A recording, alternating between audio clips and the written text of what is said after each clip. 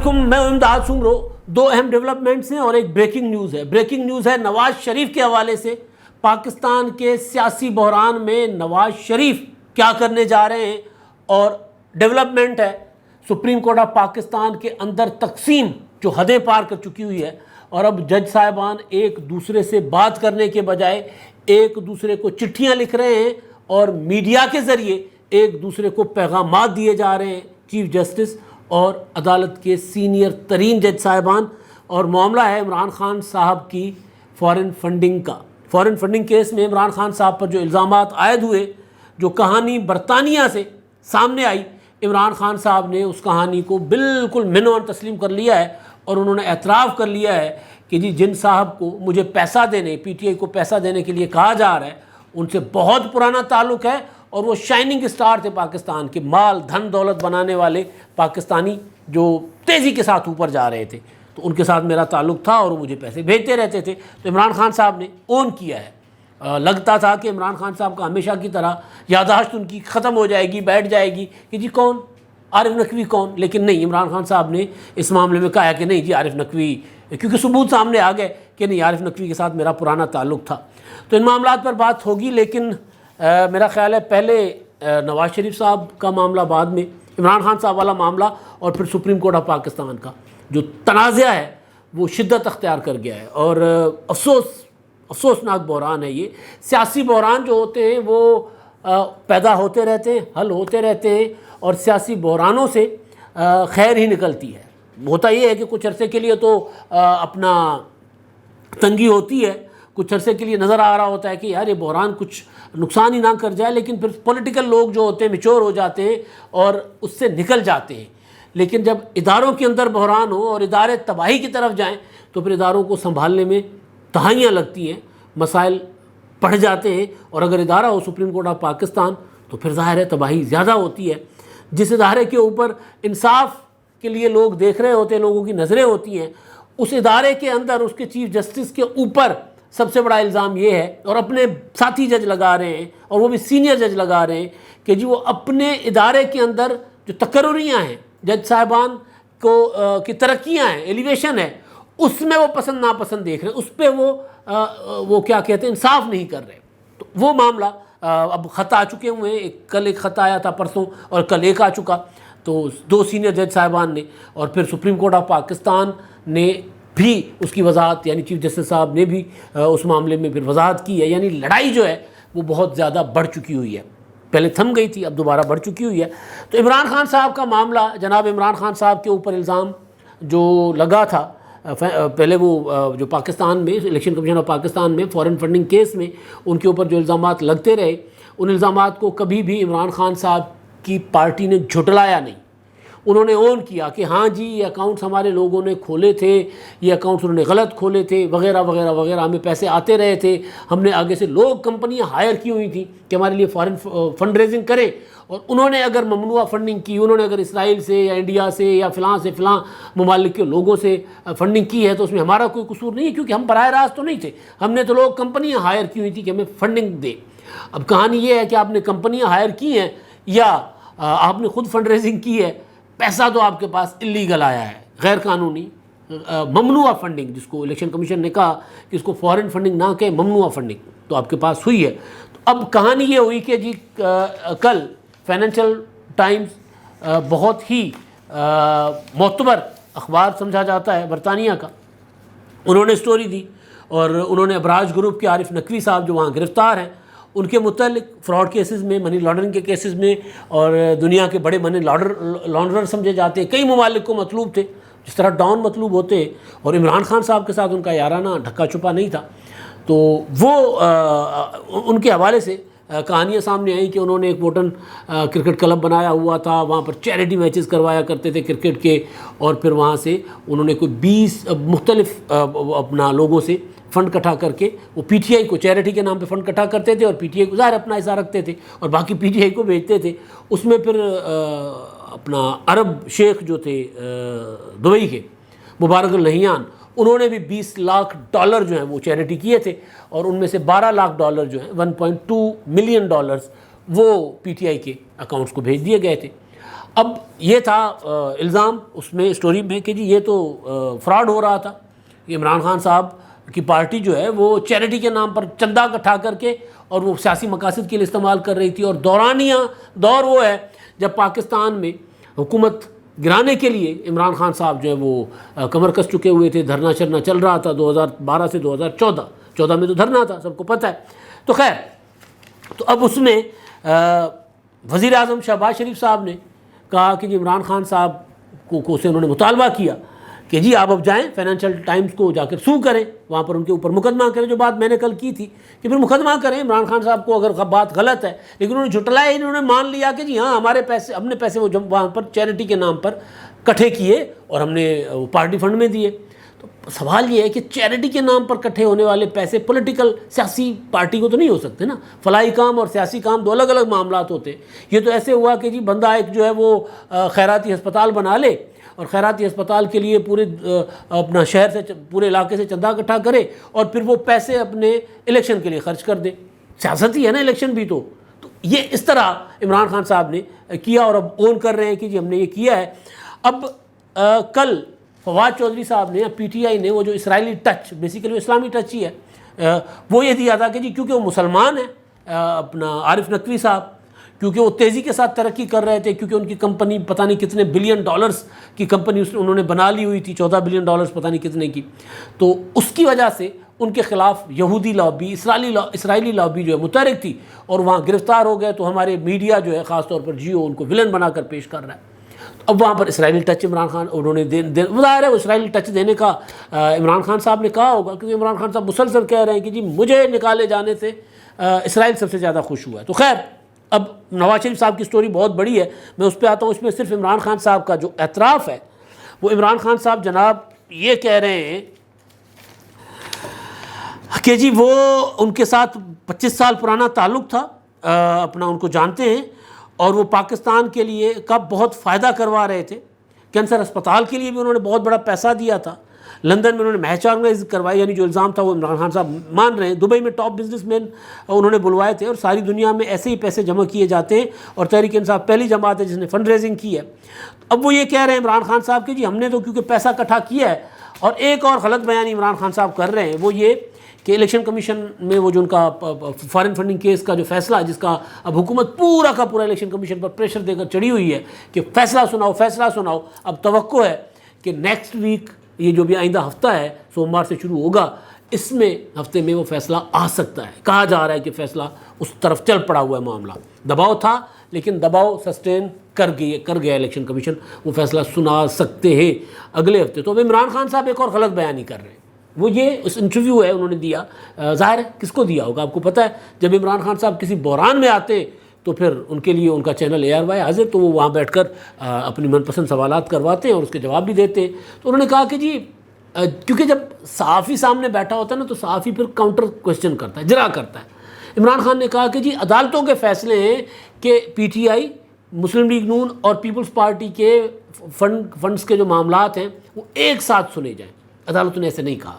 اسلام آباد high court میں ان کی آخری درخواست تھی، انہوں نے روکنے کی کوشش کی تھی، ان کی پلی یہ تھی PTI کی کہ جی ان کو کہیں کہ سب کو ایک ساتھ سنیں اور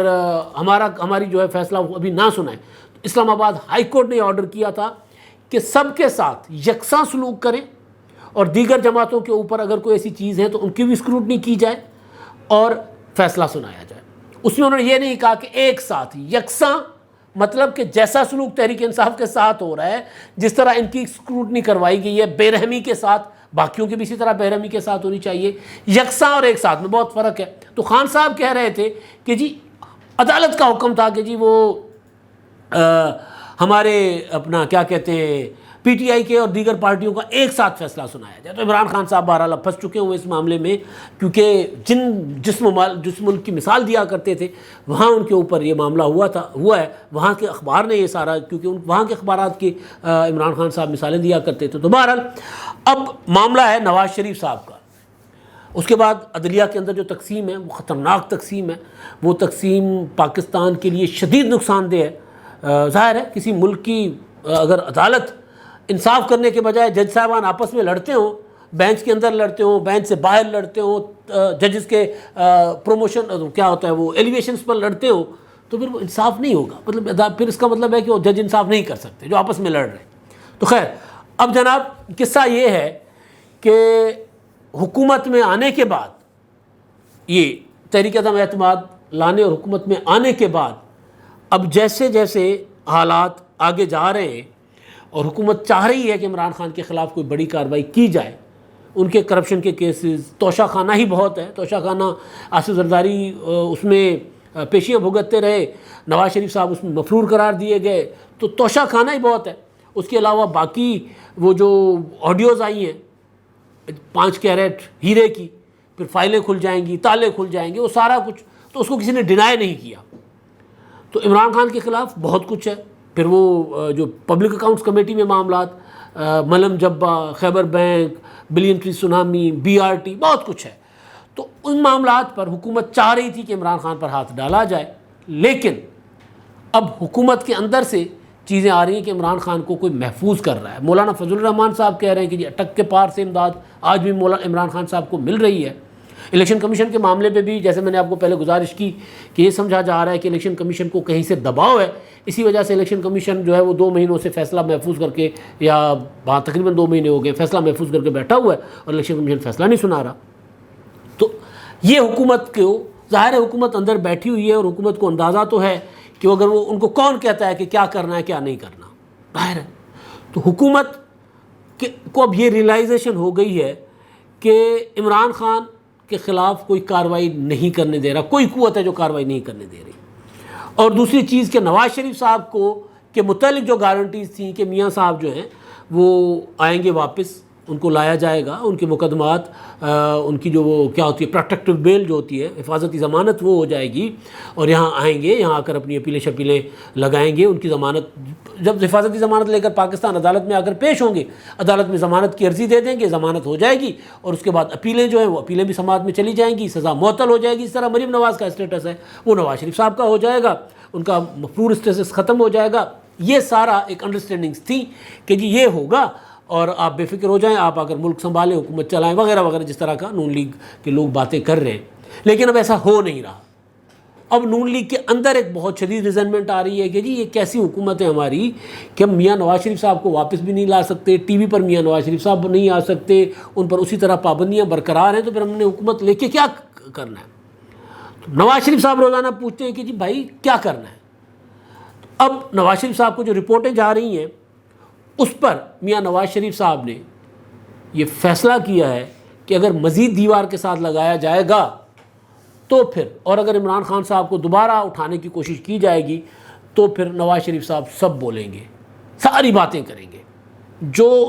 وہ سمجھتے ہیں. مجھے نہیں پتا کہ کوئی کن کے اوپر وہ نام لیں گے، کس کا نام لیں گے، کس پر الزام لگائیں گے. پہلے نام لے چکے ہوئے ہیں 16 اکتوبر 2021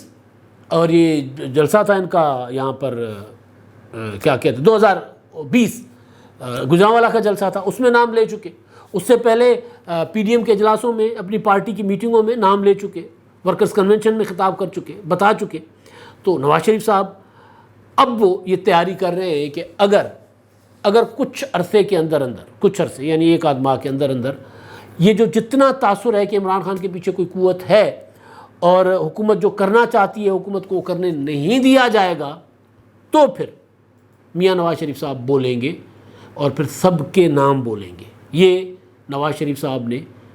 تیاری کرنا شروع کر دیا. اس کا انکشاف کل کیا تھا ہمارے ساتھ بیٹھک میں. جاوید لطیف صاحب بیٹھے ہوئے تھے، عمران شفقت صاحب کے پروگرام بیٹھک جو ہم ہفتہ وار کرتے ہیں، اس میں انہوں نے انکشاف کیا تھا کہ جی میاں صاحب جو ہیں، انہوں نے آن ریکارڈ آن کیمرہ جو انکشاف کیا تھا انہوں نے کہا تھا کہ جی میاں صاحب جو ہیں وہ اب تیار بیٹھے ہوئے ہیں اور اب انڈرسٹینڈنگ یہ ہے کہ اس بار حکومت جانے کے بعد نہیں بولیں گے کہ مجھے کیوں نکالا، حکومت جانے کے بعد نام نہیں لیں گے. اس بار میاں نواز شریف صاحب جو ہیں وہ حکومت میں ہوتے ہوئے بتائیں گے کہ کیا کیا ہو رہا ہے اور کون کیا کر رہا ہے، کیونکہ وہ یہ سمجھ رہے ہیں کہ جی ملک کو جس نہج پر پہنچا دیا گیا ہے اس میں اب سچ بولنے کے علاوہ کوئی چارہ نہیں ہے. یہ نواز شریف صاحب پہلے بھی کئی بار کہہ چکے ہوئے ہیں، یہاں تک کہ کرگل کے معاملے پر بھی میاں نواز شریف صاحب نے کہا تھا کہ میں قوم کو سارا کچھ بتاؤں گا. اب نواز شریف صاحب وہ جو عمران خان صاحب نے کہا تھا کہ میں خطرے ناک ثابت ہوں گا، تو نواز شریف صاحب نے بھی میسیج دینا شروع کر دیے ہوئے ہیں کہ جی میں خطرناک ثابت ہوں گا ورنہ میں بولوں گا۔ اچھا جی، اب معاملہ ہے سپریم کورٹ آف پاکستان کا۔ سپریم کورٹ کے چیف جسٹس صاحب یا سپریم کورٹ کے جو ججز صاحبان ہیں، 3 رکنی بینچ ہے، ان کے اوپر ہماری جو حکومت ہے، پارلیمنٹ ہے، انہوں نے تو اپنا ان کے اوپر جو تحفظات کا اظہار کرنا تھا وہ کر چکے، عدم اعتماد کا اظہار کرنا تھا وہ کر چکے، اعتراض کرنا تھا وہ کر چکے، پارلیمنٹ میں تقریریں ہونی تھی وہ ہو چکی۔ لیکن یہ تو ہوتا رہتا ہے، آپ اگر کوئی عدالت کسی کے خلاف فیصلہ سنائے، ظاہر ہے جس کے خلاف فیصلہ آتا ہے وہ اس کو پسند نہیں ہوتا، جس کے حق میں آتا ہے اس کو پسند آتا ہے۔ تو عدالت کے اوپر ظاہر ہے پاکستان جیسے معاشرے میں سارے فریق راضی نہیں ہوتے، فیصلہ حق میں آتا ہے، فیصلہ خلاف آتا ہے۔ لیکن یہاں مسئلہ جو بنا ہوا ہے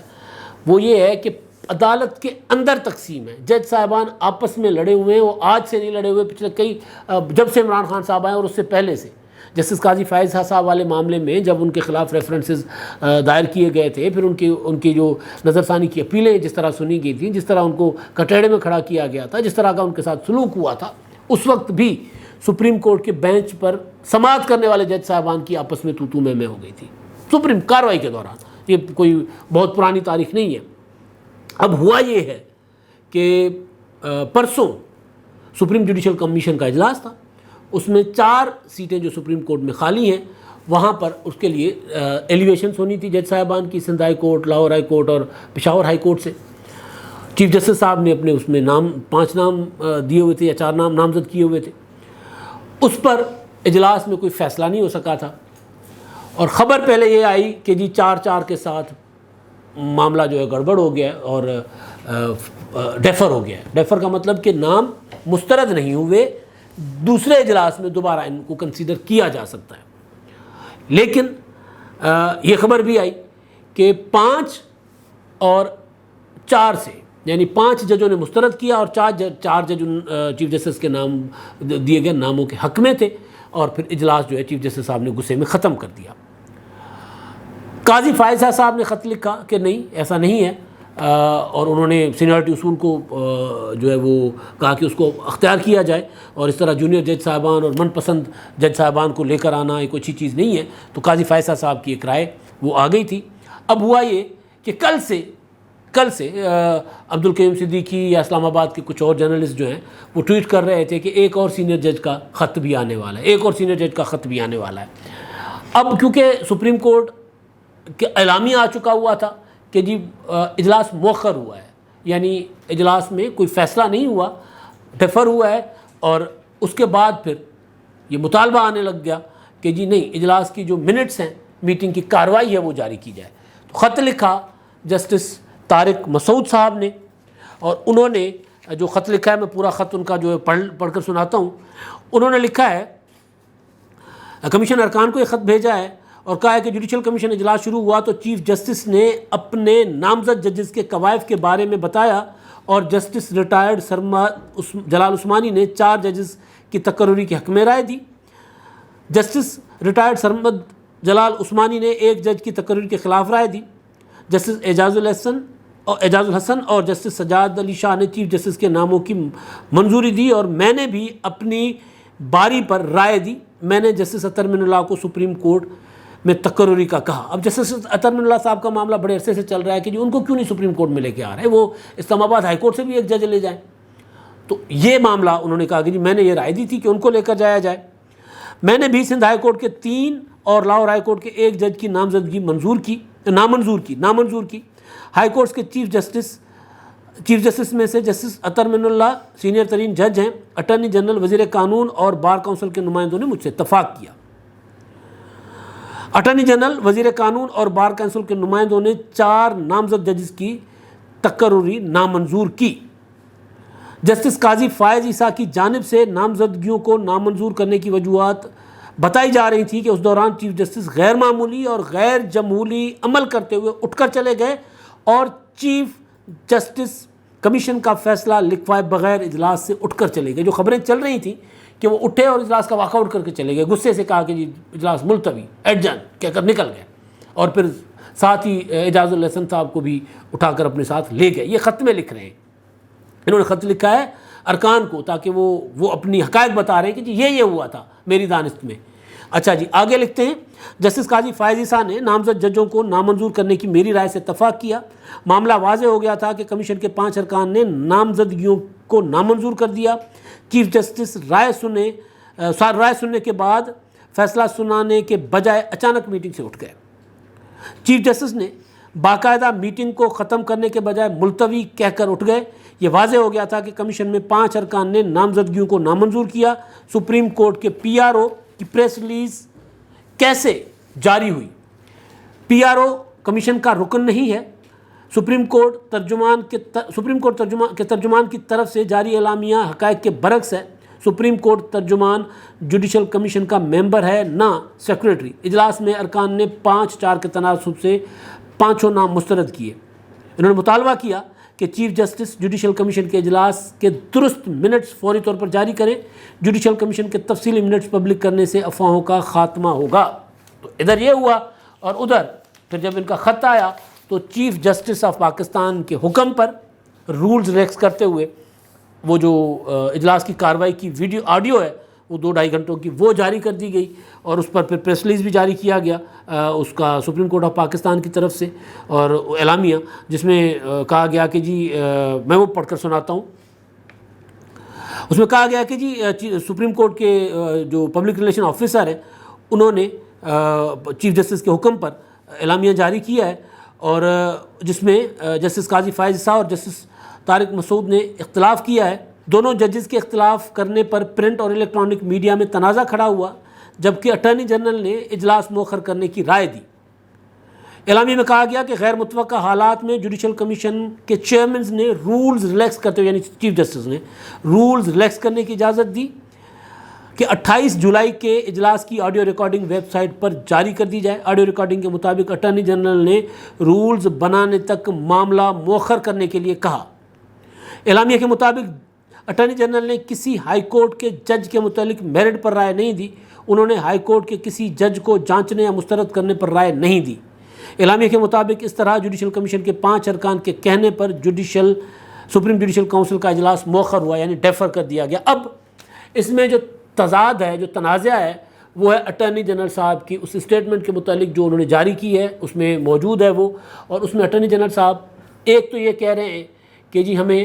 اطہر من اللہ صاحب کو کنسیڈر کرنا چاہیے، اور دوسرا وہ کہتے ہیں کہ جی رولز ہمیں بنانے چاہیے، اشتر وصاف صاحب رولز ہمیں بنانے چاہیے فوری طور پر، اس سے پہلے ہمیں عجلت اور جلدی نہیں کرنی چاہیے، جلدی کرنی چاہیے رولز بنانے کے لیے، اور جب تک رولز نہیں بناتے تب تک یہ اجلاس مؤخر کر دیں، ڈیفر کر دیں۔ تو اس کے بعد پھر تنازع جو ہے اب وہ کھڑا ہوا ہے۔ جج صاحبان نے خط لکھے ہیں سپریم کورٹ کے جو PRO نے چیف جسٹس کی ہدایت پر، وہ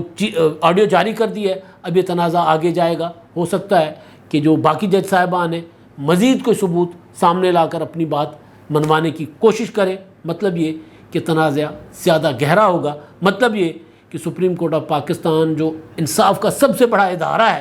اس کے اندر تقسیم مزید بڑھے گی۔ اب تک کے لیے اتنا ہی، اللہ حافظ۔